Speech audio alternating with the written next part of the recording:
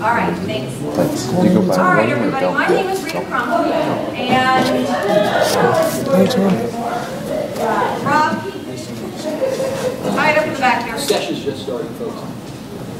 Okay. I run the Inventors Roundtable, and my company is one of the sponsors along with the Denver Metro Chamber and the SBDC.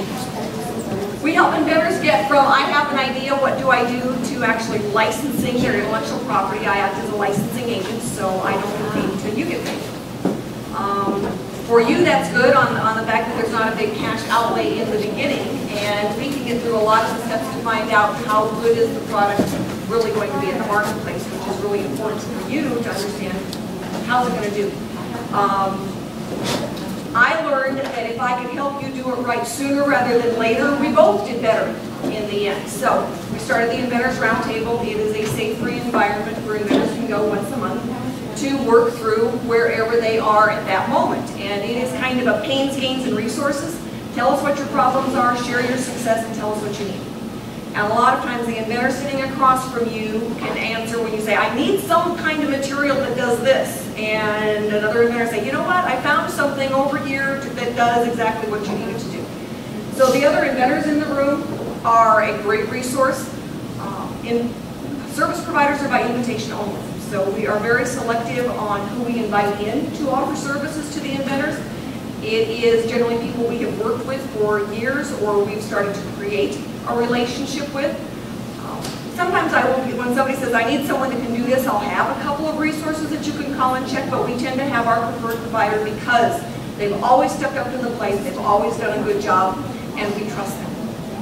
And that's huge in the inventing arena because, as you've probably heard, there are a lot of scoundrels out there. Our tagline is don't spend a dime before it's time, but when it's time, step up to the plate. Because it is going to cost money, all right, and so you need a budget and a stomach line. So with that, we're going to go ahead and get started. Let me turn the computer back on. Okay, so how do you get started and stay on track? Oops, I guess I got to point to, there we go. Okay, the inventor's business model. I have an idea, get a patent, make money. Right. And that is wrong on multiple levels, really wrong on a few levels. All right, so to avoid some of this, you need to be able to ask questions, understand the new arena that you're working in. Some inventors we get have done this lots of times. Most of the inventors that come in the door have never done this before. They've seen a problem either in their workplace, in their home, in their yard, with their car, and they're creating now a product, but they've never really invented anything. So it's a very new arena. So in order to avoid this kind of thing, all right, and to have a better experience, you need a plan. Okay? So when family members say, you're crazy, why would you do this? One, you are not crazy. There are some really good books out there that you can use as a resource. Make yourself familiar with the jargon. Understand the difference between licensing, distribution, provisional patent application, utility patent. The NOLO books are the best. Okay, it's N-O-L-O. You can get used copies on Amazon. They're going to run somewhere between $12 and $15 usually for a used copy. Brand new ones are pretty expensive. You know, honestly, you don't need one of those because you're going to read it and sell it back to somebody or give it away. Because once you learn it, you kind of learned it. Okay, find a place to get some help. The SBDC is a good spot when you're talking about business, all right? We've worked with the SBDC a lot of times. They know that for an inventor, coming to them first is not necessarily the best thing because there's a lot of things you need to know before you can do a business plan. The cost of the manufacturing, how are you going to market it, what does that industry look like? So a lot of those things are things that you would do through the Inventors Roundtable, and then you would want to be able to sit down and go through the business plan piece. The business plan is your map, all right? And it's good to have gotten some of that information and then have a time frame, okay? So that you know if this is your kickoff date, what do you have to do to get there, okay? And like I said, you're going to need a stomach lining and a budget for this because it's going to cost you some money. There's the resource, the Inventors Roundtable. It is a safe, free environment where inventors can come to work through the process. And it's free. We order off the menu, so you can, have a glass of wine or a glass of water. It doesn't matter, a sandwich or nothing. Brooklyn's has taken really good care of us. We have been meeting there for 7 years upstairs, and it is the restaurant that is over by the football stadium, not the one by the Pepsi Center. Okay, try to set aside some time every week to deal with this. Even if you're not going to be able to get a lot accomplished, at least sit down and look at the plan you've laid out. Look at what did you learn was the next step. If you still haven't had a search done yet, why? Is it because you needed to go ahead and get a prototype done? Are you going to be able to do that first version of the prototype yourself? This is a sticking point for a lot of inventors because they just don't, they think prototype, they're thinking Doug and Langston back here. Our idea of what is your first prototype is duct tape and cardboard. Pipe cleaners and Legos. We've seen some really good ones done with Legos and batteries. Okay. So whatever it is to get it out of your head and into something that's three-dimensional. Okay. Now, some people are better at doing drawings and have had some experience with CAD. That's fine. Just get it out of your head. Okay. The first thing that you spend money on is the search, not the engineer. Okay. But in order to do a good search, you need to have something to work with. And so a lot of times that is your baseline prototype.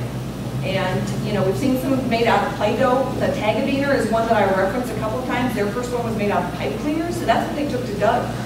Was just some different pipe cleaners all bent together to do what they wanted it to do. So when you're setting aside some time, think about the things that you need to do, and don't let building your own version of a prototype stump you. Okay, truly, it is just getting, draw it on Kleenex if you have to, but get it out of your head. All right? Understand what your limitations are. Say, you know what, I know what I want it to do, I just really don't have a clue to get this thing, get some help. Come to the roundtable meetings and say, I need somebody who's going to sit down with me for an hour. And we've got other inventors who've been there, done that, and they're pretty good at doing some of this prototype stuff. And they'll be willing to spend a little bit of time with you to get that first one out of your head. Okay? Then you're looking at, okay, what do you need to get the search done? What are the next steps? But if you can look at, okay, I don't have time this week, at least you've spent the time to acknowledge the fact that you're going to have to do double next week, or you're going to be a little bit behind what your time frame was. So it gives you then that touch the base, all right, of getting something accomplished. Okay, so you've got the idea now, you're looking at the fact that you really do want to get it out of your head. What are you going to do with it? Okay, so you create a timeline, and this is something that Jim asked me about earlier. See, I told you it would be appropriate, all right? The place that we like to do a launch is at a professional trade show. All right, you get the biggest bang for your buck. If you've got something that would be sold in Target, Walmart, Home Depot, Pep Boys, any of those big box stores, the National Hardware Show is a good place to target. Okay? The name the National Hardware Show is a little bit of a misnomer. It is anything and everything that you would find in your house, basement, car, yard, and probably half a dozen other places. But it is no longer just hardware. It is the second largest trade show in the U.S. after the Consumer Electronics Show. What you're looking for, though, is a professional trade show that is not open to the public. The attendees are store owners, distributors, manufacturers, the people that you need to get you to that next level. All right, so that's what we look for in a launch. So you want to look for then which one is going to be the best for your product. Steve back there did the Tagabiner. So when I'm mentioning and referencing Tagabiner, Steve, shake your hand up there. He's one of our volunteers for today. They developed the Tagabiner. They used pipe cleaners for their first prototypes, but now they're going to multiple trade shows. But they had their first launch at a trade show, right? A lot of us here have been to the National Hardware Show. That was our launch. But you go and you look then, if you're not going to go to the hardware show with us, if you're going to go to Super Zoo, I've been to the National Asphalt Show, for goodness sakes. So there is a professional trade show for any place that you're working. Identify that, and that now becomes your launch date. Okay, so you're going to back into everything from that. So what do you have to do? So for you, Jim, the National Hardware Show is May 6th, 7th, and 8th. All right. So you're going to be backing into that date. How fast do you have to do it? And we'll go through some of those steps. When you get you always want to give yourself extra time. So if you end up, you think that your products are going to be manufactured in China, you're going to be placing that order in January, all right, to make sure that they're going to get here. Because the prototypes are going to come to you, there's probably going to be something wrong with them, they're going to have to do another version of it. If you don't have that order in by January for production and shipment to be here before the 1st of May, we have to have Plan B, all right? That means you take prototypes with you. You're not going to have product there to sell. You know that you placed an order. It's not going to be available until the 1st of June. You go with prototypes. We've done that a lot. We've been very successful with it. Okay? When I say you've got to plan for extra time, life gets in the way. Everybody knows that. There could be a flood. All right? The car breaks down. And now that money that you're going to put in prototypes, you've got to fix the car. So keep in mind, life gets in the way. Get back on track as soon as you can. It doesn't mean that you put it in a closet for 6 months. All right? Once you've decided that you're going to start spending money on this, staying on track is really important. Accepting the fact that life gets in the way, you get back on track. Covered all of those. Okay.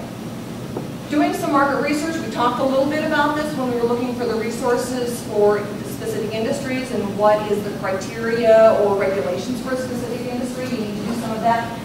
Inventors tend to have blinders on. You don't really want to find it. When I say go out there and look for it, and they say, okay, I'm going to go look for it, but you don't really want to find it. You've got to take the blinders off. Right? Look at what are some of the words when you're doing the keyword search in Google or Firefox or whatever. What would somebody else call them?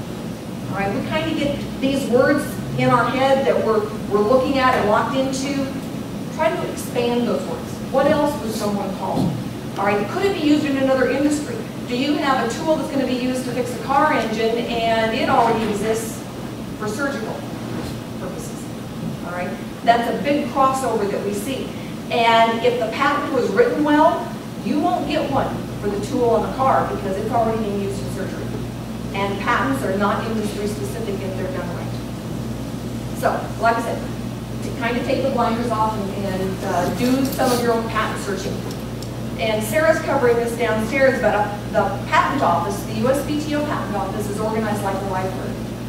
Right? It's based on classification, not keywords. So when you go in, you can do some keyword searching, but realize that you are only getting a fraction of what actually pertains to your issue, your product. When your eyes kind of start to clog over and roll back in your head, it's time to have now SearchQuest take a look at it. SearchQuest will do the US by classification. It will also do an international search, and it will do a product search. There's a lot of products that are in the marketplace that do not have a patent on them, but they're part of the public domain. You will not get the issue of the US patent on it. If it's been done anywhere in the world, you will not be granted a US patent.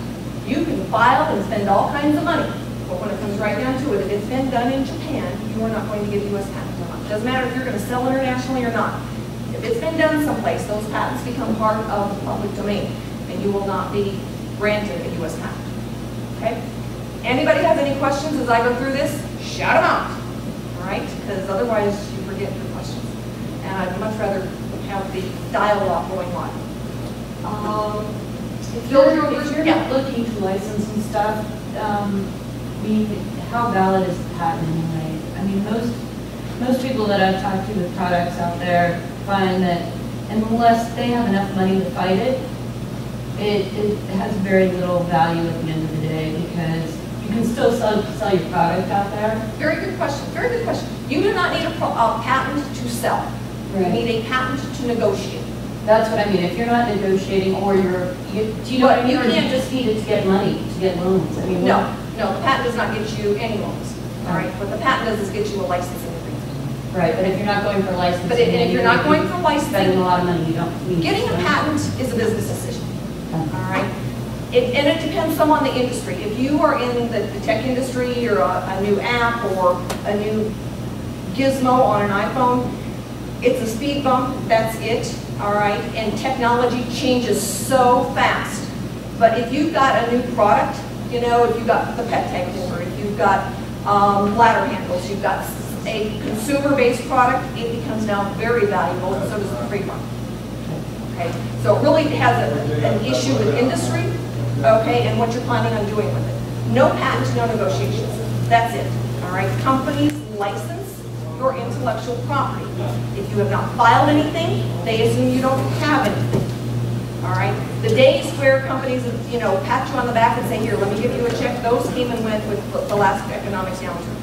Okay, they've gotten much crankier about intellectual property, and can they defend it? All right, because that's what they're buying. You know, they're looking at your patent, all right, and they're going to decide whether or not can they get around it, and can they defend it if they license it, because that falls to their pocketbook. Right? Most often, the licensee is the ones that will defend it if someone infringes on it. So that's where then the patent all of a sudden becomes really valuable. And as a licensing agent, your ability to get a good licensing agreement is directly related to how good that patent is. Okay? But I get people that, you know, they want to be able to have help with the prototyping, the manufacturing, and there's a gentleman up in Fort Collins, builds, and I've got a sample here, I'll get it set out for my session this afternoon. A little thing that fits on the bicycle handle, it's called Barbarians. All right, he doesn't have a patent on it. He ships pieces of the product in from China, and Ian has worked on some of the prototyping now to get it a little bit higher in quality. But he's a science teacher, for goodness sakes. All right, he puts these together in his basement, but he's started to get enough volume now that he's got to have some help putting these together and getting them packaged and shipped out. But he sells them to a variety of bike shops around the U.S. and around here and online and everything.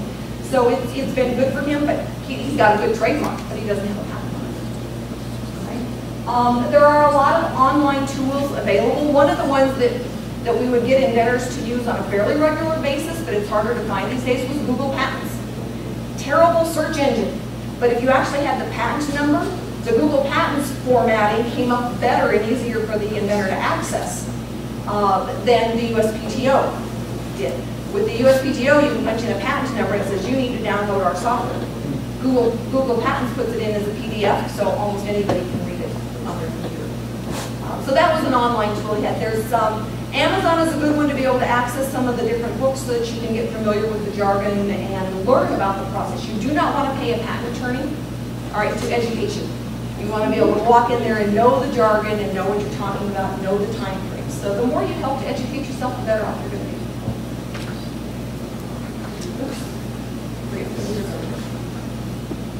All right, the book that you got today is called an Inventor's Notebook. All right, it is bound so that if you tore a page out, somebody would be able to notice. You can't add pages to it. If you're using that as your tracking mechanism, you need to number the pages and get a witness from time to time. The Inventor's Notebook used to be really important before the patent laws changed last year. They're still a good tool and a good way for you to keep track, and they can actually prove that you were first to invent if you were ever called on it. They're not as important as they were because now we are first to file instead of first to invent, which instead of helping things just made it really, really murky.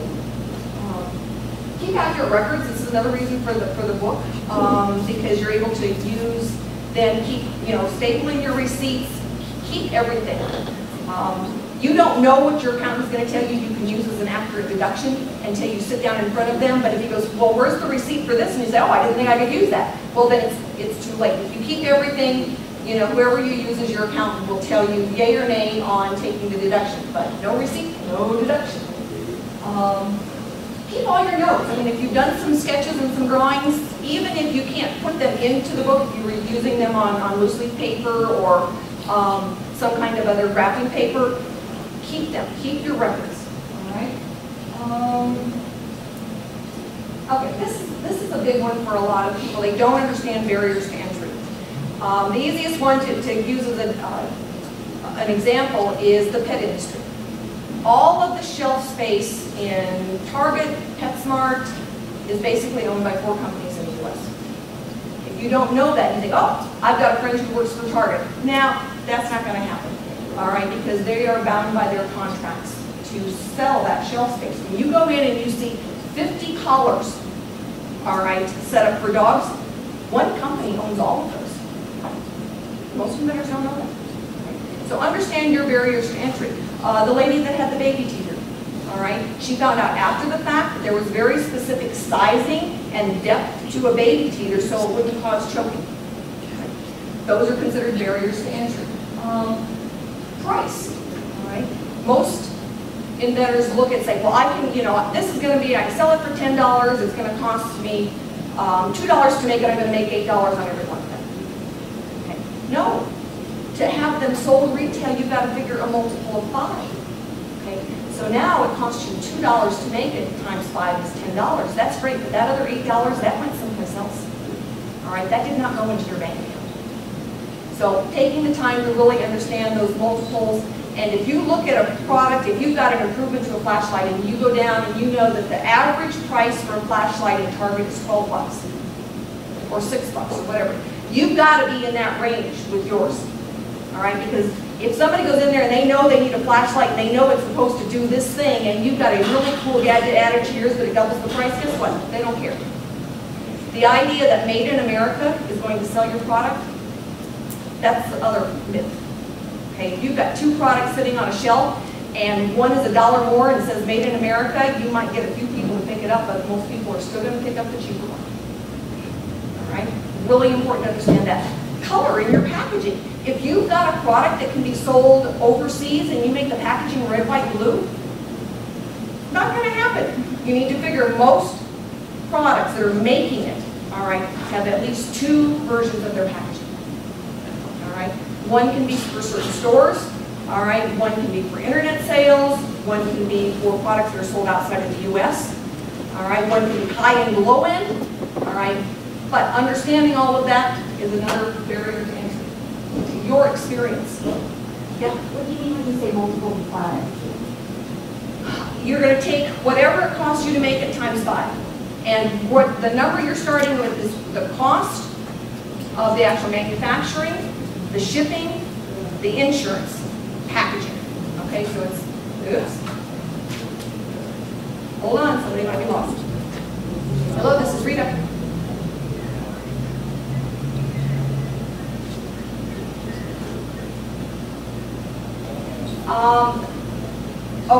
Okay, we will find someone. Are you at the front door or are you at the parking? Front door, we will. Excellent, I got a very handsome, tall, handsome young man coming down to get you. All righty, 2 ladies at the front door. Okay. Well, 2 people at the front door. Oh, the lady who followed. Okay, sorry about that. So you were asking about the multiple of 5. All right, so you look at the manufacturing, the packing, the insurance, the shipping, times 5. That's going to be your suggested retail price. Oh, Okay. Now, if you go from the other direction, you figure, you look at all these flashlights down a row, and the average price is $12. Okay. Then the store has bought it for $6.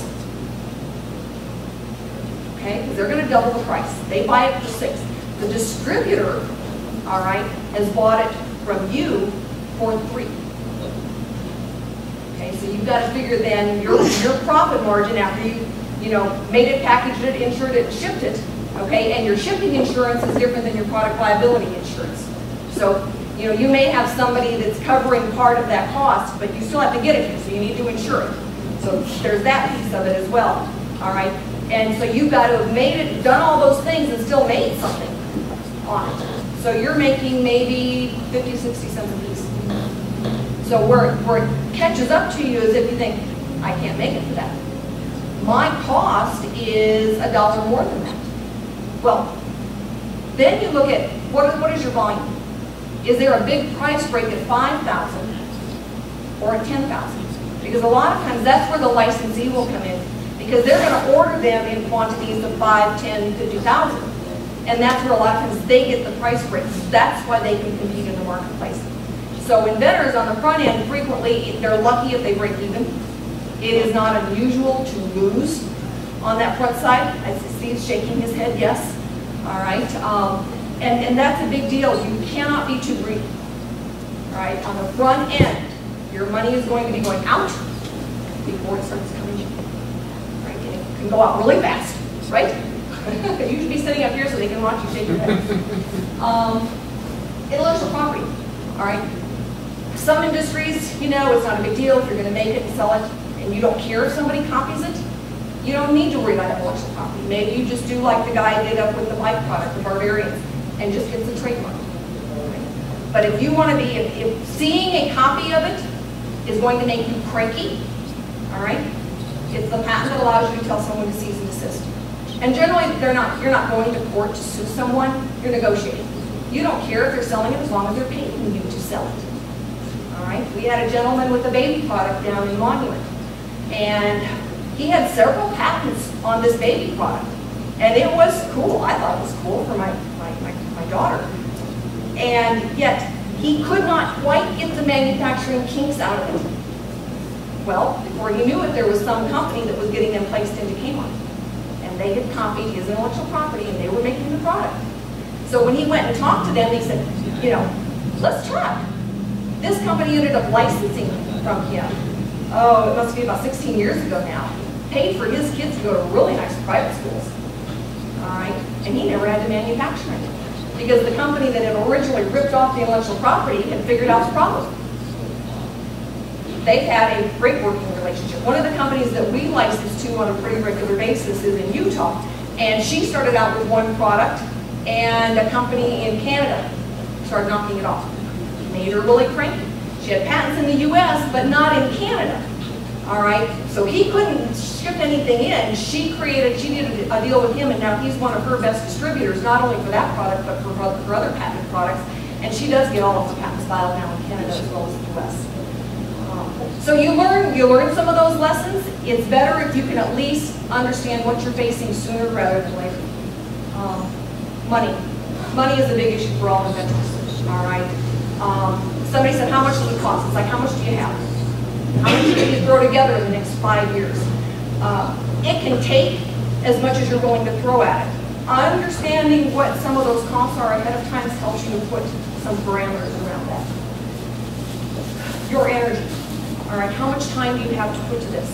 All right, somebody says, how long does it take for me to get from here to selling product? If I have your undivided attention, okay, we can do it in 9 months. And that's assuming that you've got a pretty easy budget as well. If you've got limited time, all right, really understanding how that affects what you can do every week on this project helps you be more realistic. You won't get so frustrated and throw up your hand and say, you know what, I'm just never going to get this done and I give up. That's one of the worst things because by then you've thrown a lot of money at it usually, and then you get frustrated and you give up. So being conscious with yourself, honest with yourself, and knowing that you've got certain limitations to your energy level, your time. Who can you get to help you? Right? I get people say, well, I can do it all myself. Okay, that is so wrong. I do, and my husband gets cranky when I say, fine, I'll do it myself. I can't do everything myself. My grandson, when he came to visit, me do myself. I heard it all the time, all day long, me do myself. But every once in a while he'd say, I need help. You need help. And he would ask them for help. You need to understand kind of what you're good at. All right, and for a lot of inventors, it's working on that one thing. The sales part of it, the legal part of it, the marketing part of it, those are outside their realm of expertise. Okay? People think that if they build it and it's the next best thing to slice bread, people will flock to you to buy it. That's another myth. So you do need energy, you need to be able to have time to commit to this. I'm glad we got you on board. So, when you're looking at this figure, I've got this much time, I need some help, you can bring in a partner to help you out. That's really, and a lot of times the partner helps, you have to keep each other on track. Okay? Put in writing what your expectations of each other's are. You don't need an official operating agreement and say, you're in charge of getting the prototype done. I will work on this part over here. So that you actually talked about then what you're going to do.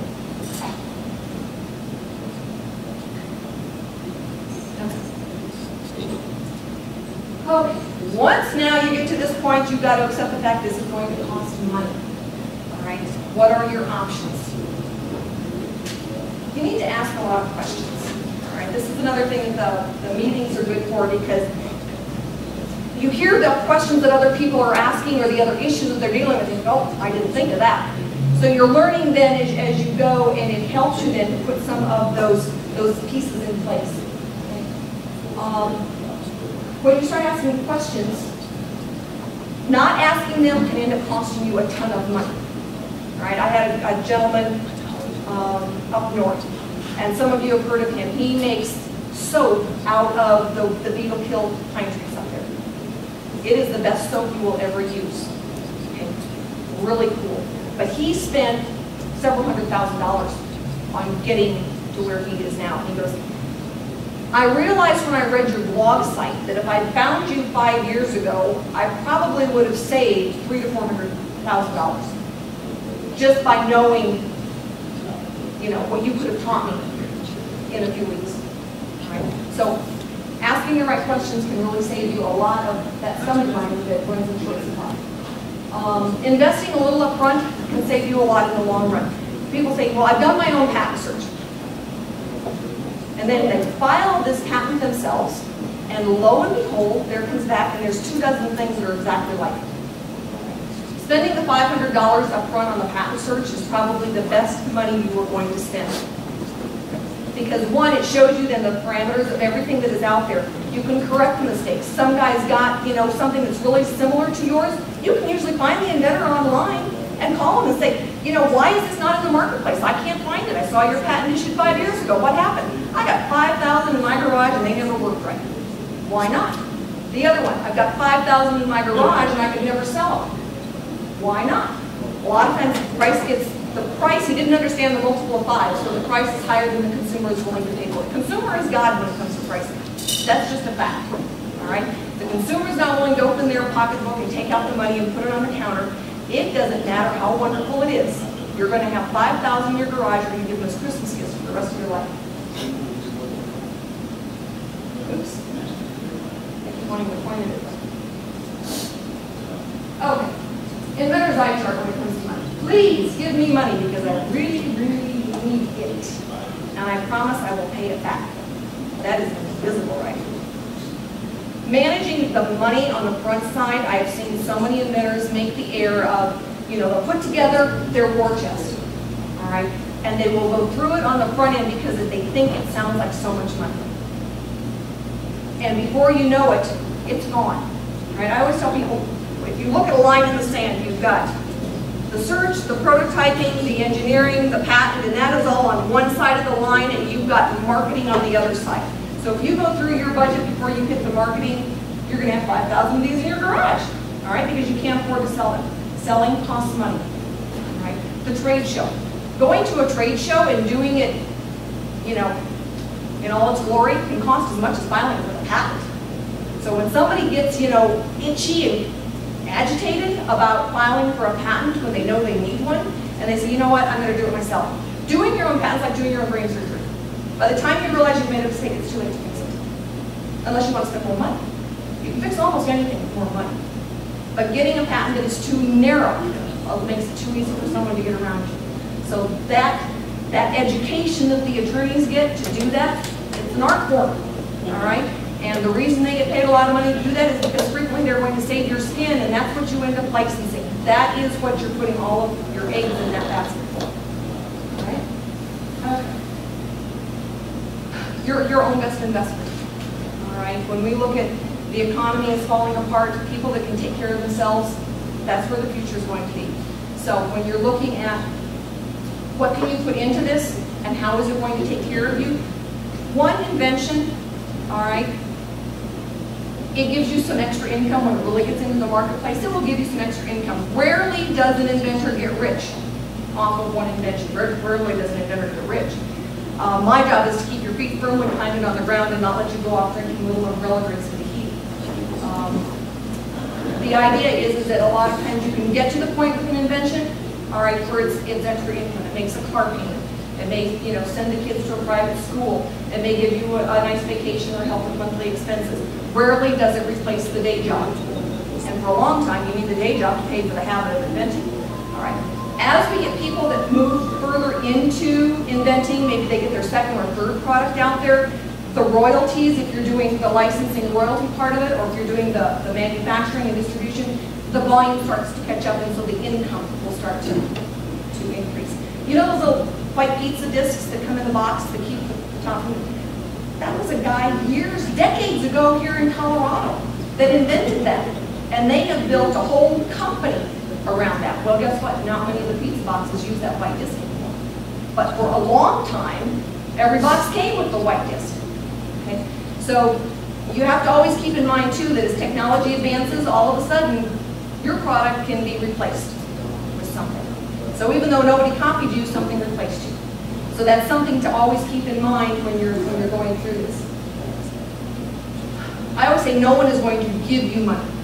Right? Someone may invest in you, and a lot of times it's friends, families, and other fools that will give you an investment. They do still expect a return on their money. We don't like to see you setting up a company that's going to give shares. You're going to share in the profits.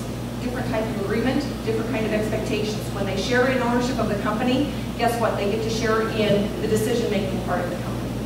You really don't want that. All right? Anybody that could eventually have an X in front of their name, get it in writing. All right? You want to know what are their expectations of you, what are your expectations of them?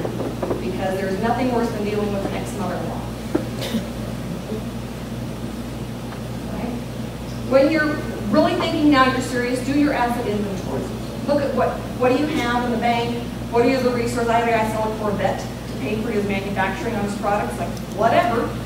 You look at your resources, what's important to you. What is your day job? All right, what kind of money are you getting from that day job that's going to allow you to put it back into the invention with the idea, I mean, your goal generally is at a certain point to forget the day job and not have to do it. I've got a couple up in Fairplay, and they moved there from Texas, and they had invented this simple little gadget that would hold the sheet onto the mattress. They're selling 100 of these a day on Amazon. They both quit their day jobs, and all they do is packaging and shipping, and that now they're at the point where they're looking for a fulfillment company. Something really simple. All right, there wasn't a lot of technology involved in the way this thing hooked on the bed. It was just somebody came up with the right thing, they got a patent on it, and they are selling like crazy. Okay?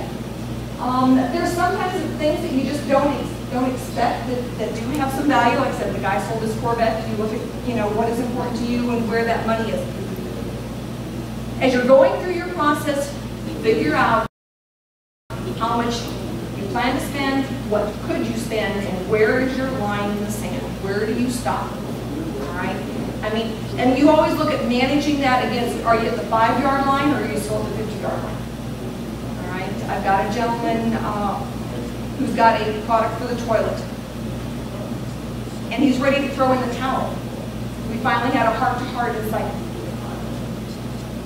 you're a terrible salesperson. I understand you're not giving these away because no one understands what it does, because when you talk, there's no energy in your voice. He's 80. All right? Cool little gadget, very simple, very inexpensive, will fix your toilet, keep it from running forever. There's a 10-year guarantee on this thing. But he's finally accepted the fact that he just can't sell them. I said, before you give up on it, let's practice a little bit. Let's do something different. And this is one of those other things where I said, you've got to realize what you're good at and what you're not. He was very good at the development and the testing of the product. Selling the product is just not going to happen. Okay, ideas for financing. There is a session this afternoon that will go into this much more deeply, but just to go over some of the basics when you're looking at getting down the road. Most of the clients, most of the inventors who come to the Inventors Roundtable are self-funded in one way or another. They're looking at their savings accounts, their day jobs, whatever they've got a value that they want to sell or barter with, but most of the inventors are self-funded. You've got the 3 Fs. I get a lot of people who buddy up with a friend or a family member, and mothers are really good at financing projects for the son. I've got a gentleman down in Colorado Springs that has got a very cool safety football gadget. Really high end on the insurance thing though, but really cool football gadget. Can change the way players play the game. And it fits on any existing helmet and shoulder pads. But it makes the impact, when they have an impact with their head, it goes into the shoulder blade rather than down their spine. Very cool, people that are working on it are real excited, but the mom is financing. You never know where those 3 F's are going to show up. Angels. Unless you know them, they are not an angel. All right, and unless they write a check and they're going to not consider being having ownership in the company, and they just want return on their investments, they want to share in the profit. Angels don't really exist. All right, people think there's angel investors.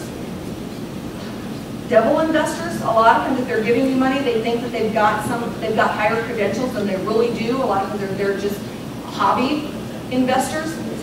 That is starting to change now with the crowdfunding and the equity-based crowdfunding that has just gone into effect this month. So some of that will be changing, but you still want to be able to make your own decisions, because a lot of the people that will be investing in the company just don't have that business sense. So you want to keep control of that. Most consumer products are not VC financing. All right, the VCs are still looking for the quick sales. Easy to make, quick to sell, lots of buyers. The video games, business-to-business software, you know, where they're not manufacturing, all you got to do is go on and download it. Yeah. Venture capital. Okay. A lot of times we get people that will buddy up with strategic suppliers. Sometimes it's really cool, and the engineer you hire to help do the designs is willing to be an investor. Sometimes it's, you know, you've got a product for a restaurant and you've been showing the restaurants, and you've got a restaurant owner, okay, that's really interested in helping you out. So there are some strategic partners out there that can end up being very, very good partners. Most people end up using a mix of a little bit here and a little bit there. And that's the way it is. Oops. There we go. Okay, once you've decided what your limit is on being able to spend it, I mean, I have seen people give up their, you know, lose their homes over this, their marriage over this. Don't go there. I mean, don't get so wrapped up in this idea that you lose focus on life. Right? There was a lady that had spent $42,000 on something that could not be made. All right? She spent $11,000 on a patent that issued. It was a bad patent, but it's not the examiner's job to tell you it's bad. The examiner just says whether it's new and novel. She's gone to 2 invention promotion companies, one for $20,000, the other one for over $10,000, and they all said it was a great idea. She spent 15 minutes at the Inventors Roundtable, and every engineer in the room said, you cannot do that. All right? And what she had was a battery-powered curling iron. And no one told her she would have to have this thing hooked to a car battery to generate enough energy to curl her hair. Right? And she'd spent a lot of money getting there. She was quite angry with us. She'd come to the SBDC when she finally found out about us. So they said, yeah, you got some problems here. You might want to go to the Inventors Roundtable and get a reality check. So she did, and we checked. Be efficient with every dime. Right? I get people that, well, I hired a marketing company. Marketing companies have no accountability. All right? They're going to send you an invoice for $40,000, thereabouts, give or take 10. And, you know, they're going to throw out a campaign, and it may be a national campaign, but they've got no skin in the game. You've already paid the invoice. All right? Marketing companies are one example, all right, where people can spend a ton of money that just goes down the tube. Right? People traveling. I'm going to go to China. I'm going to go to China and check out the manufacturers. No! We've got people that charge a lot less than what it's going to cost you to go, and actually are experts at it. All right? Don't waste the money. But the boondoggles just can kill you in the end, because up front you think, oh, I've got all this money to spend. But on the downside, when you've got to pay now to go to 3 or 4 trade shows, and you've got to be able to pay now for some realistic type of marketing, and the trade shows tend to be the best place to spend your money, because now you get the upfront personal time with the executives and the vice presidents and those people that are the decision makers for the companies, and you can just spend tens of thousands of dollars trying to get their attention going to their office. They've got layers of gatekeepers to keep you out. So really look at where you're going to get the biggest bang for your buck, and then treat every penny like it is your last. Okay, so that might be. All right, first dollars you're going to spend: patent search, the prototype and the engineering, and the patent attorney. A lot of this stuff happens kind of simultaneously, all right, working with the engineers and working with the patent attorneys if you're going to file a patent. You don't want to have one or the other that's working in a silo. All right, you will end up having a patent and you've paid a lot of money for the patent and you've paid a lot of money for the engineer to design it, and they don't match. That's like a kiss of death. Okay? Because now you may have a product that starts taking off and people really want to buy it. Some company decides they want to license it. And we had a gentleman that happened to. The company called him, they wanted to license it, and the patent didn't match the product. Now the company that wanted to license it, they don't have to. They can make it and sell it. All of a sudden now he's out of business. Because he never checked to make sure that the patent matched the product. Our engineers and our patent attorney are very good at working together. They will collaborate, all right? They will say, all right, this, you know, it'll be cheaper, the engineer, it'll be cheaper if we do it like this. Okay, and the attorney says, you can't do it like that because then you're infringing on this guy over here. How about if we do it like this? And they will work until you've got something that is patentable, all right, doesn't infringe on anybody else, and can actually be made at a price that the consumer is willing to pay for. All right? If you can't get there, then you don't take the next step. All right? You go on to your next idea. The most expensive idea you will ever have is your first one. All right? People who can say, you know what, I'm going to go on. I'm going to make the next best thing. All right? You move on to your next idea. That's when you become now willing and inventive. Now, I've got Steve back there. They've got one product. It is selling, and it is picking up volume. They've got one product. Are you breaking even yet?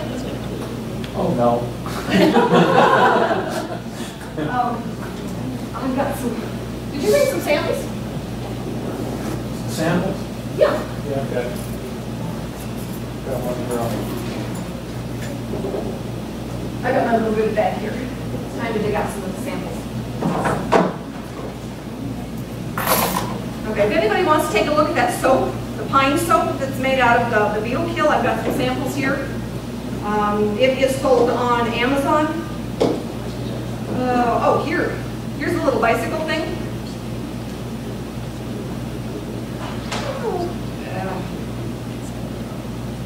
It's usually easier to turn on. Don't know what I'm going to run on that one. Here's the tag meter. I think I've got one that's in a bag here too, but this is a pet tag holder.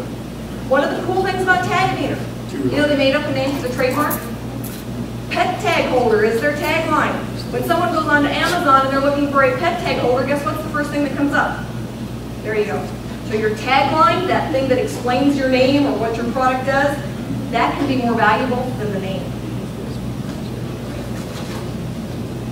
Okay, this is the one I was looking for.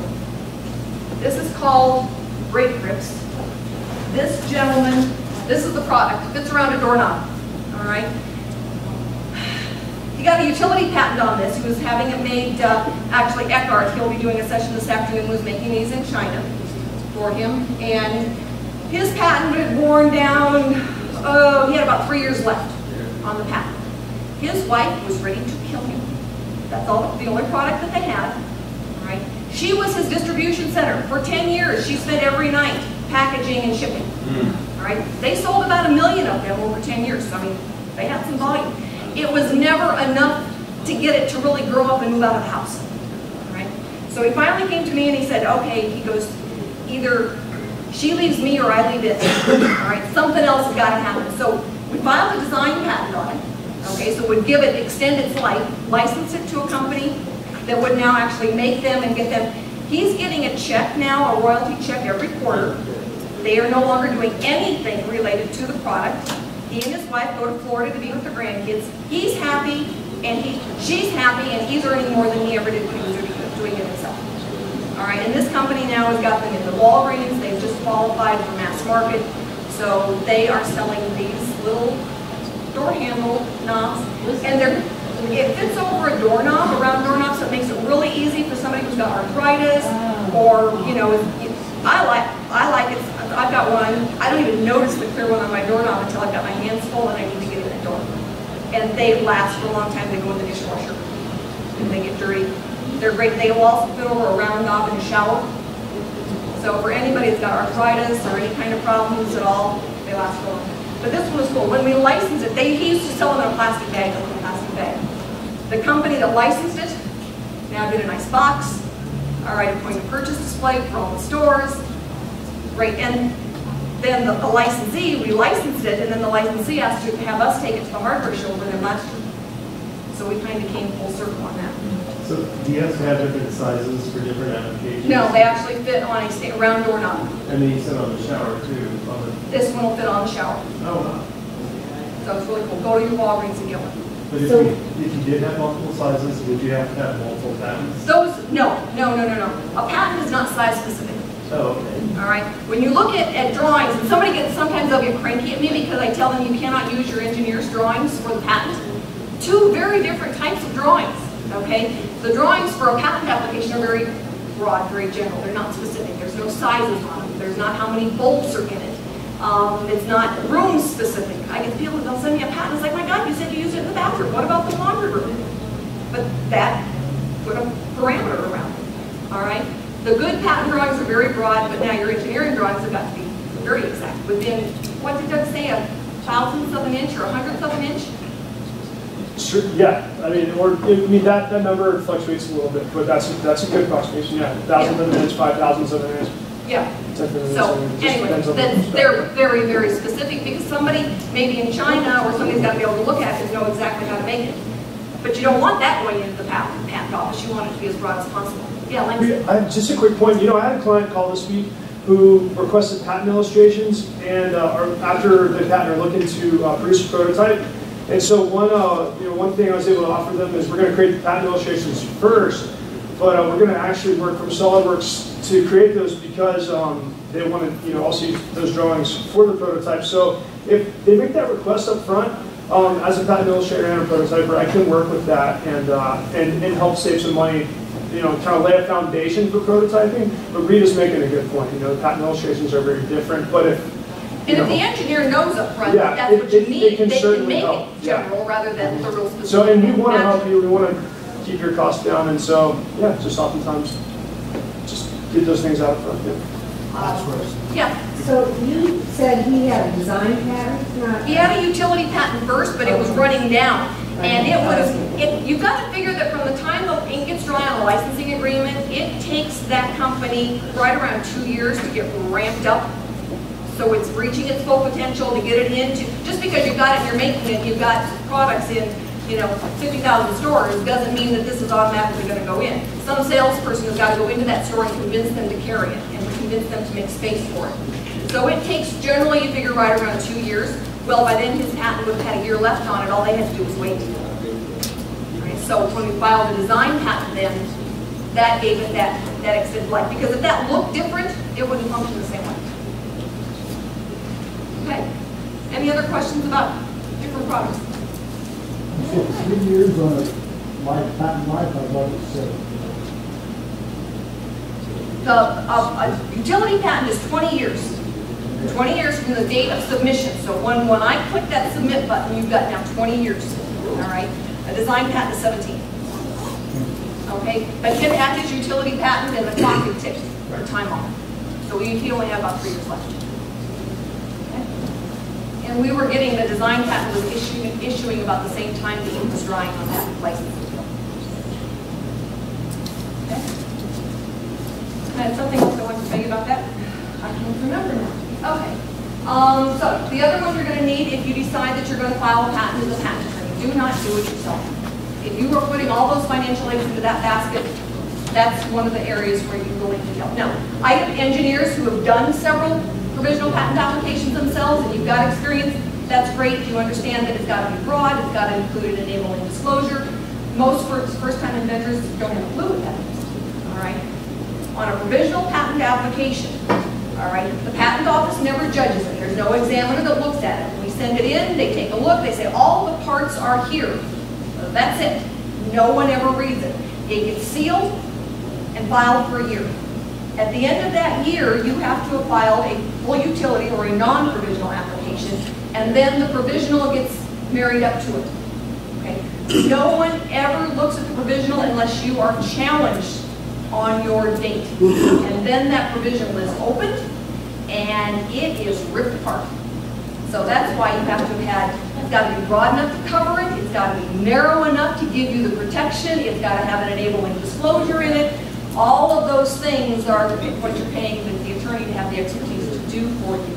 So that if you are challenged, right, the last thing you want to do is have your patent invalidated or your date invalidated. And that's what the provisional does, is it marks your date.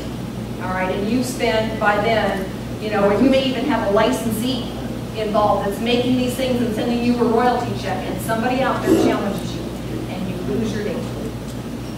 Now the agreement is null and void. Now they don't have to pay you royalties anymore, and they can make it like crazy. Okay? Oops.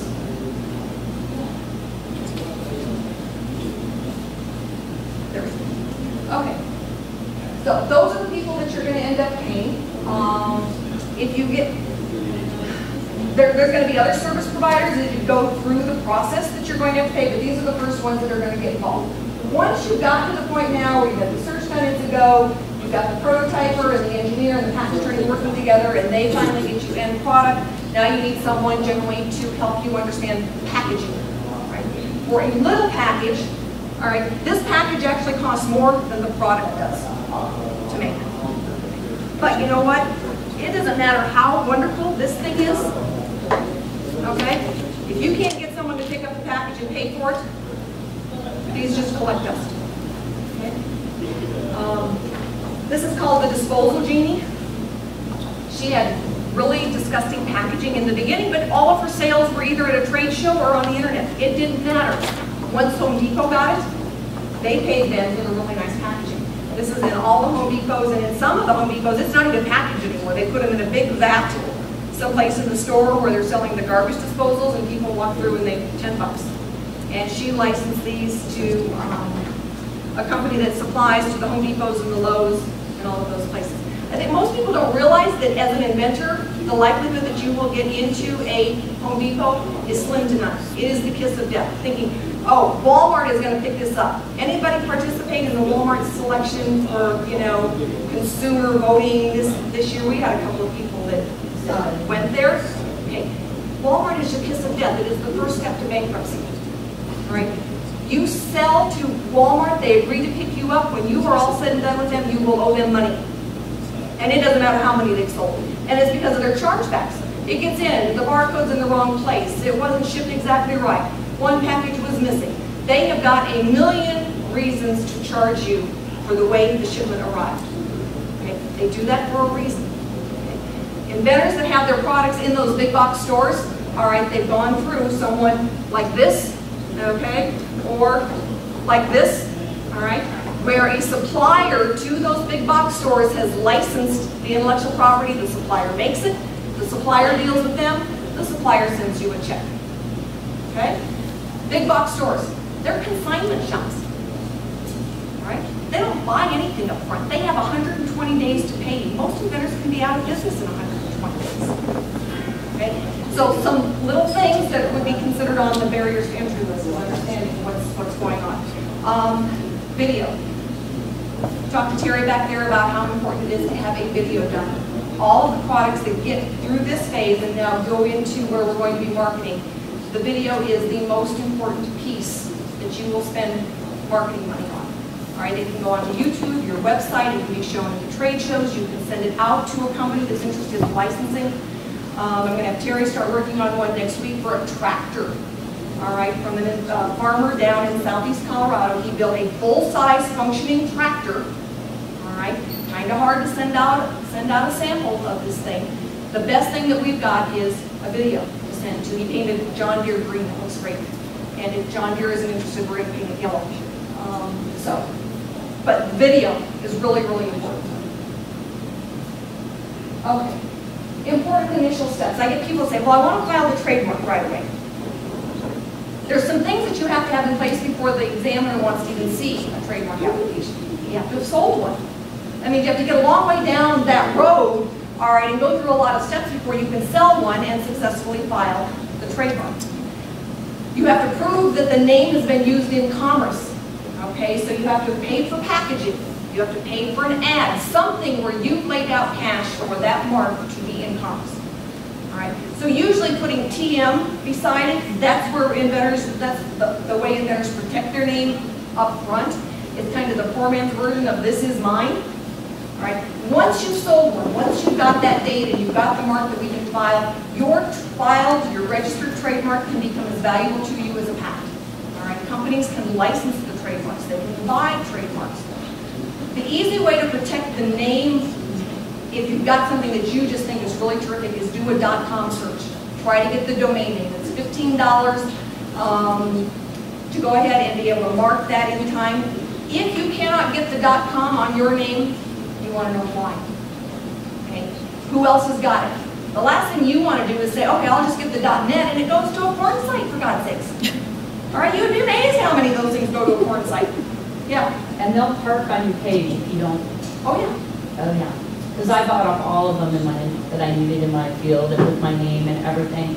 I wasn't ready to put anything up there yet, and I checked on it, and I'm like, there's stuff up there. So the hosting companies will park on your page until you upload content. Doesn't matter who you use, until you transfer them either to your own server or you load your own page on there. I was like, what is going on? They'll run traffic through it. Yeah. And we've done a lot of websites for inventors when they get to that point, and sometimes they'll want to park a name, and we'll put something up there. We did one for an RV company, and we put an RV speeding down the road and said, we're coming as fast as we can. Right. And so at least we had something up there that related to the product and contact information. Yeah. And that was enough then to protect the space until we actually loaded the website. Names are really important, right? And so I urge people to be really focused when you're talking about your name, and we'll talk about some of this later on in the session because we talk about more about marketing in the licensing and distribution section. But it is not something to be taken lightly, all right? Apple, I can guarantee you, all right, 30 years ago when people looked in the phone book under Apple, they were looking for an orchard, not a computer. Okay? Now, you don't even think of the fruit that you eat when you're talking about an apple.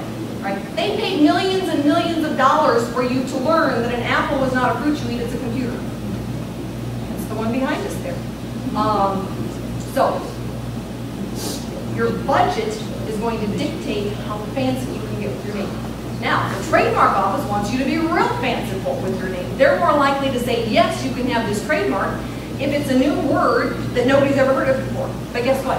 Nobody knows what that word is, and they're not going to know how to Google it. Now your tagline becomes really important. Nobody has to know that the tag beaner out there exists. All they have to know is that they're looking for a pet technique. So learning to play with the words, get some friends together, get a bottle of wine, a piece of beer or whatever, sit around the table, throw out words. What would you Google to find you? If I saw you at a trade show, what would I Google when I got back to find you? All right. What makes sense? You have a list of words that actually describe it, and what makes sense then to attach to that. Okay? So I think that covers anything. Anything else about names? Like I said, I go into it a lot more in depth this afternoon session. But if you've got any specific questions, I'm more than happy to answer them now. All right. Decide what your ultimate goal is. Okay? Do you know that you want to make them and sell them? All right? Do you know from the outset that you want to be able to license it? A lot of times that will dictate what business entity you're going to try to get to. All right? So when you're looking at business entities, basically you've got your C Corp, your Subchapter S, and your LLC. Okay?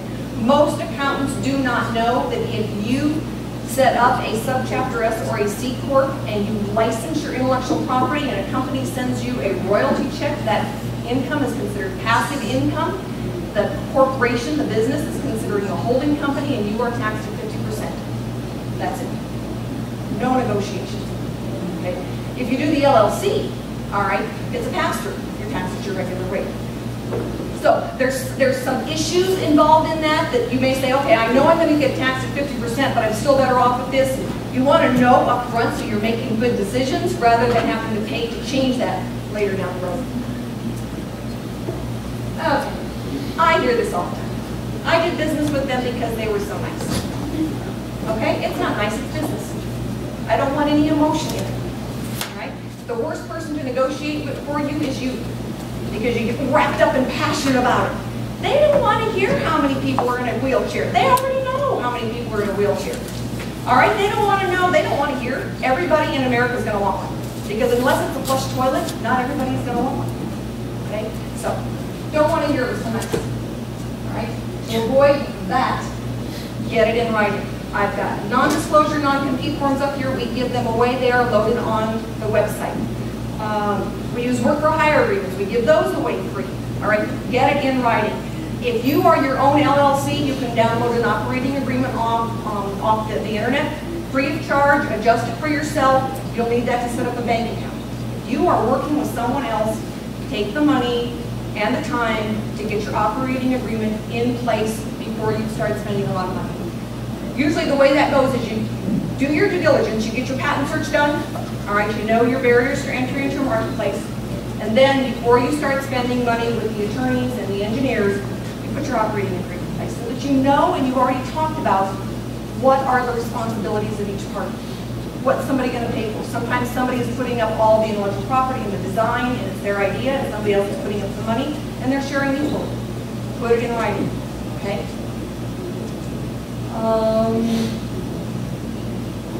Okay. Both of these are hard. I get people say, you know what, I just want to license it. You can't sell your idea, you license your intellectual property, okay? But licensing is one piece. Making it and selling it is the other piece. They're both hard, all right? And when somebody says to me, it's like, well, you know, if I license it, I'm only getting 5%. If I'm doing it myself, I'm getting all of it. All of what? That's the question you ask yourself.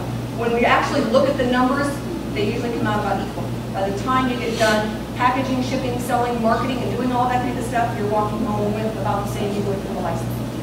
So it's important to understand then what can you do, what do you want to do, and if you couldn't get a patent, but it's a cool idea, like the Barbarians guy, all right, how do you make sure you get there because licensing is not going to be an option, okay? Understand where your value is. We've talked about this before. Get a team together if you need to.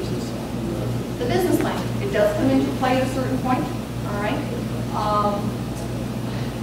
But a good plan is more than just numbers. And I get people saying, well, I don't know what the numbers are yet.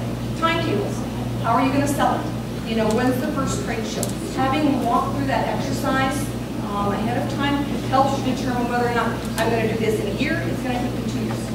So that you don't get disappointed and throw the towel in before you really do it. Okay, the reality check. You can expect some of this. It's going to happen. It doesn't matter whether it is with me, although if you argue with me, I'd say you need to go someplace else because we're not a good working relationship if we're arguing. But certainly there's tug of war, you know, with everybody you're going to be dealing with. It's natural, all right? Like I say, it's not nice, it's business. Business can be some hard knocks, all right? But you're still your own best bet. Yeah. What about your employer? If you created this if this came from your work,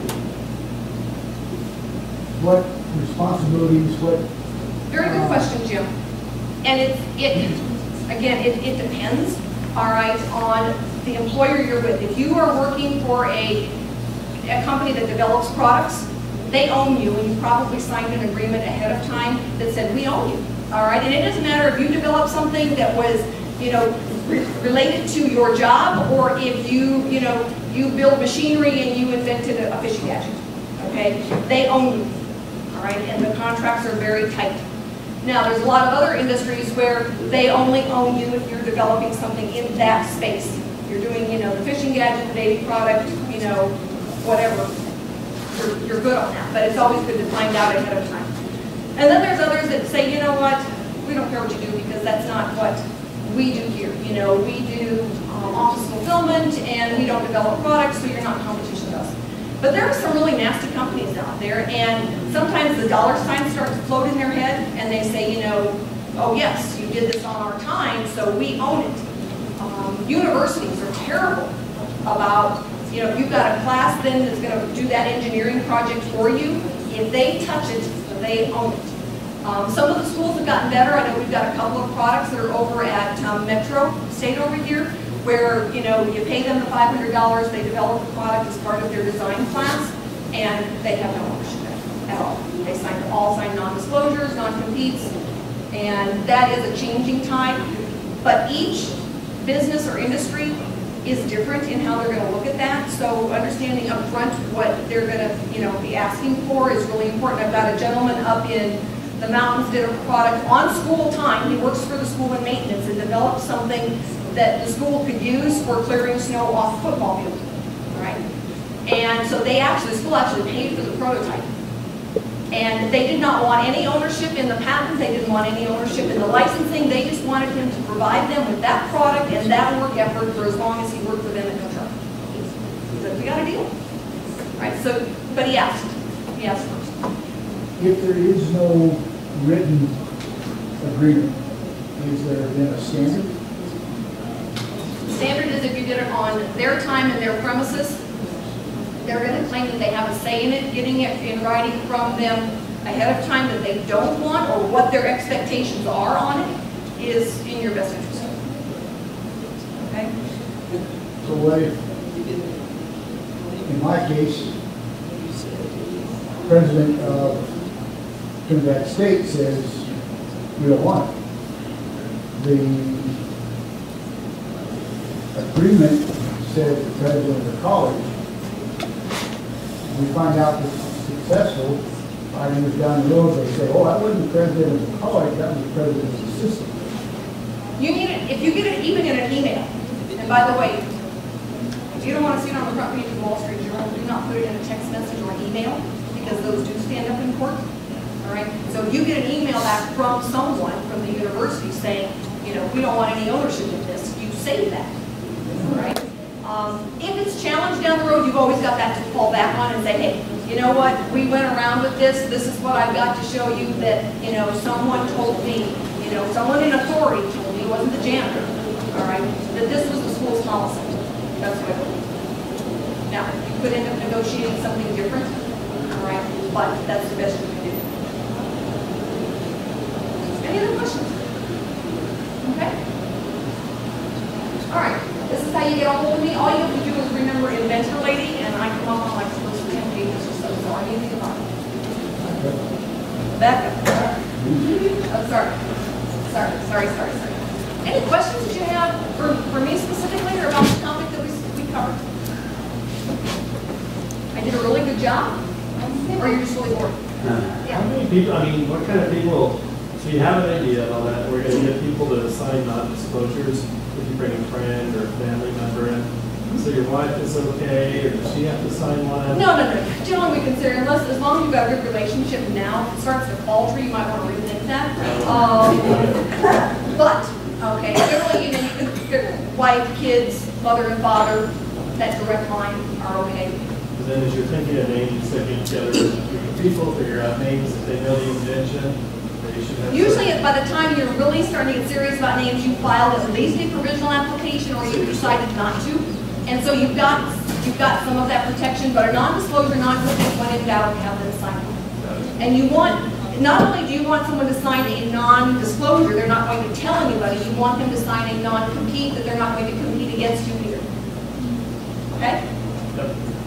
And I know sometimes we do, and these ones we tailor to someone where we do non-disclosure, non-compete, non-circumvent, because you don't want them to actually be able to try to collaborate to get around you somewhat. And we see every once in a while that those are something that detailed is important to have. Usually by then, though, we've got a patent pending on it. We go that way. Okay. All right. This session ended about 3 minutes ago, and there are refreshments in the back if you would like something. And then the next A session will be in this room again. The B session will be downstairs. Intellectual property is next here, and then the prototyping session is downstairs. And Doug and Langston are doing that one on different types of prototyping materials. And then we'll have lunch. If you, by any chance, are a smoker and you need to go downstairs, let one of us know that you're going downstairs so we can make sure you get back up. Thanks, everybody. Thank you. Intellectual property. It's really important to understand, do you want to or not to? All right, and understanding what are then your options. And some people think they do want to, and then when they really find out is they can't because there's nothing really there to protect. Understanding that helps you then when you get to the prototyping stage, because then you know that, you know what, you can just make it any way you want to, or you got to be careful you're not infringing on someone else. And I was telling somebody else it's hard to, I have to sign a lot of non-disclosure forms. It's